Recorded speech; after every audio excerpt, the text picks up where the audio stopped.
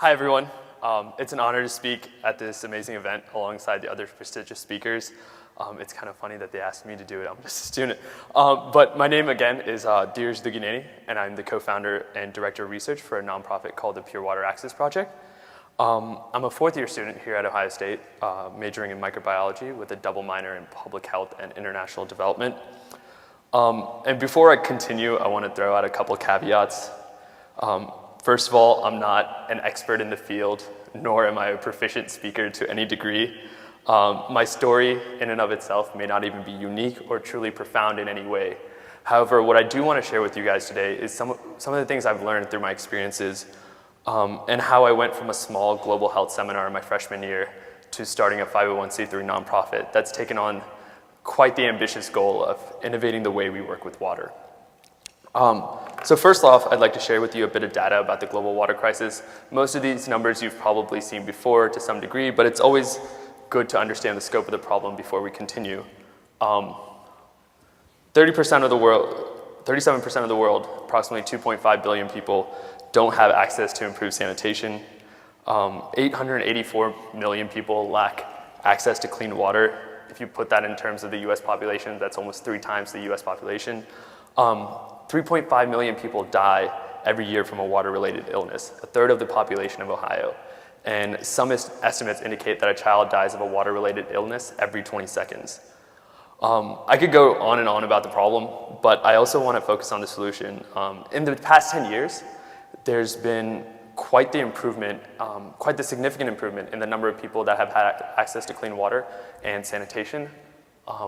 So if you look at this is actually from a UNICEF progress report. You see that in 1990, the percent of people with access to quote unquote improved water access was 76%, whereas in 2010, that number was just over 89%, and we're on target for our Millennium Development Goals, which is awesome if you think about it.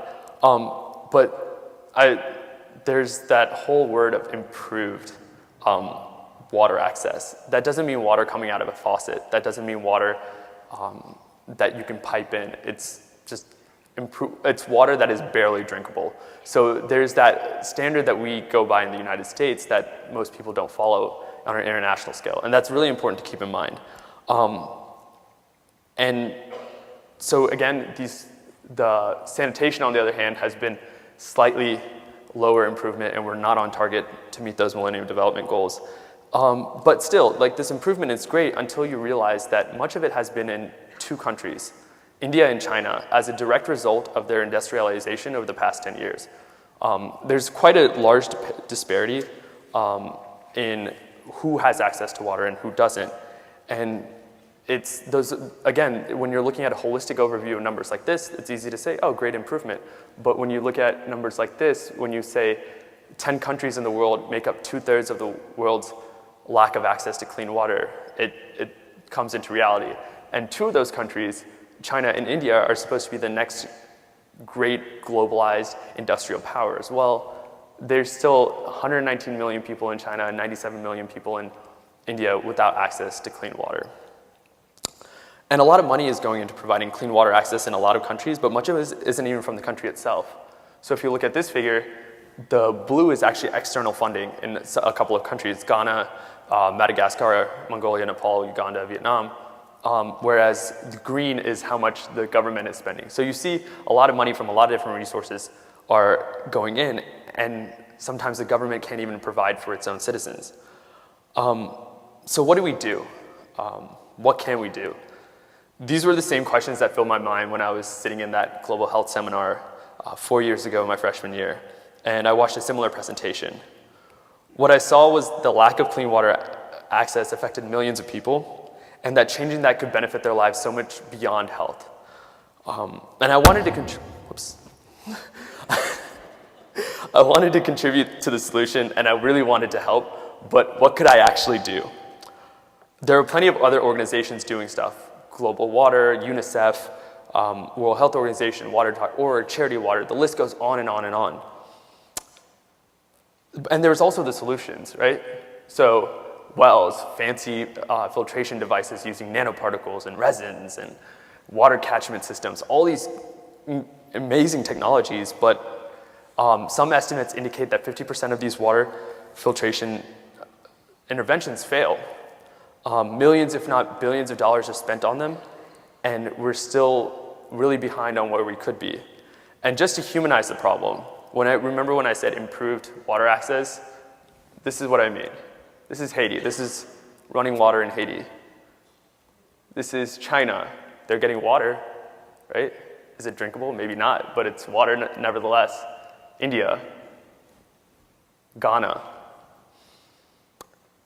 So sitting in a class, barely 18 years old, I decided to take on one of the world's oldest problems in human history, access to clean water. Now here's one of the takeaway points I want everyone to get out of this talk. Everything is a matter of perspective, whether it's the problem, the solution, or anything in between. I'm a person whose strength lies in science, research, statistics, the scientific method. Those are my mantra. It's very nerdy, I know. But this is how I approach the problem. I approached the problem from my perspective as a scientist, and thus my solution to the water crisis was one that integrated research. With this idea in hand, I got together with a group of bright young individuals in my dorm and co-founded the Pure Water Access Project in 2010.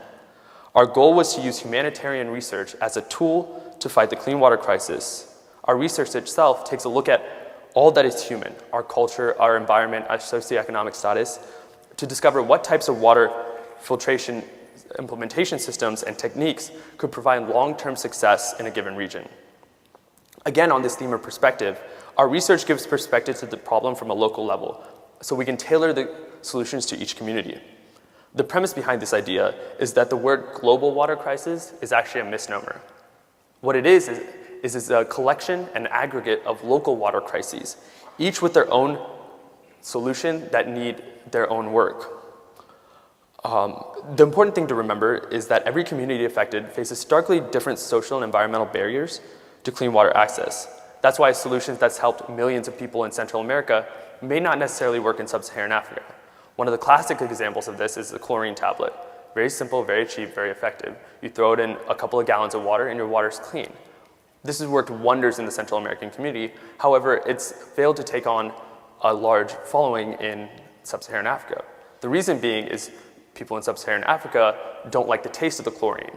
They think that outsiders are poisoning them, and thus they don't use it. And it's these small little cultural discrepancies, these setbacks that we see as setbacks that are just cultural, that's part of the culture in these places that can really affect the way we do implementations. And if we fail to start taking into these sociocultural barriers, interventions will continue to fail at an alarming rate. As current estimates indicate, about 50% of some interventions fail. So far I've given you a lot of theories and ideas and notions about all of this water, my theories, but I want to show you what we've actually done. So the Pure Water Access Project, we've actually started our first project in Nicaragua last year. We were comparing two filters. One is the biosand filter, which is essentially considered the gold standard of water filtration access in the developing world. And another one was a novel filter called the tulip siphon filter, which I'm actually holding up in this wonderful picture. And it's very small, cheap, efficient, plastic casing, ceramic filter inside, yet it has its drawbacks. And these are the things that we wanted to look into is what are the drawbacks of using these filters? For instance, the biosand filter, you can't go for more than 2 days without filling it with water. Otherwise, it has a bacterial layer that ends up dying. So you can't really use it in dry areas. Whereas the tulip siphon filter, you can use it whenever. So do these differences in the way technologies work, how do they affect how they're implemented? So the first thing we did was we trained a community in Nicaragua. We gathered a group of volunteers from that community, and they were, quote unquote, called a health committee. And what these people actually did is they oversaw the rest of the implementation process within the community. This is really important to train these individuals first because you have to think about it, again, from their perspective. We were coming in, we didn't speak their language, we didn't look like them, and we were telling them how to do something, how to work with water, something that they've been doing for generations their own way. And here we're trying to change what they were doing, so we had to gain their trust. So first we trained the health committee members, and then we actually built parts of the filter. Here's actually the tulip siphon filter in its plastic casing and into a container where they can easily access the water. Again, one of the biggest problems with water is that people tend to put filtered water in already dirty containers, which again defeats the purpose of filtration in the first place. This is actually a water source, and this is a woman actually getting water from a water source. You see how murky and dirty it is, but this is what they were drinking. And it was really strange to actually be there and see it, right? Whenever we just go home, turn on the faucet, and some people even use Brita filters, right? But this is what they were drinking. And so we actually tested the water. So this is another place that we went to, and this is a woman getting her water with her child. And so we tested the water for bacterial content, basic E. coli and coliforms. Again, this is another water source we were testing. And then we trained the community at large. And we actually had help from the health committee that we trained earlier. And we did, again, more bacterial testing. And then we went house to house and gave out the filters. We also did a baseline survey to look at socioeconomic status, cultural status, et cetera, so that we could gain data and track it over a long period of time. And so we tested water that was coming out of the filter as well, and we hand-delivered most of these filters. So right now, we're waiting on follow-up data. We're going back in June, actually, to see the results of this particular project. So what have we learned so far? First of all, the tulip siphon filter didn't work like we thought it would. People were using it, but there was a lot of deficiencies in the way they were using it. It was really hard to clean, it was really complicated, they had to clean it a certain amount of times, they had to clean it a certain way, and they didn't want to do that. So they just stopped using it. There were structural deficiencies. When we were transporting, we had to go through a really rocky terrain, so some of these broke on our truck. And so all of these things we wouldn't have known, other organizations wouldn't have known about this until they actually did it. So that's one of the reasons we're doing research. The impact of our research is we want to be able to gather this data and give it out to the thousands of other organizations doing water work around the world. That way, when they're going into a target location, they can be like, okay, there's data on this place already, and we know what to do in this location. And thus, they gain perspective on that location before they even go in there. So I know I've rambled on a little bit, and I hope you've been able to keep up. I've been trying to hit a couple of different topics. So there's a couple of things I hope you got out of this presentation.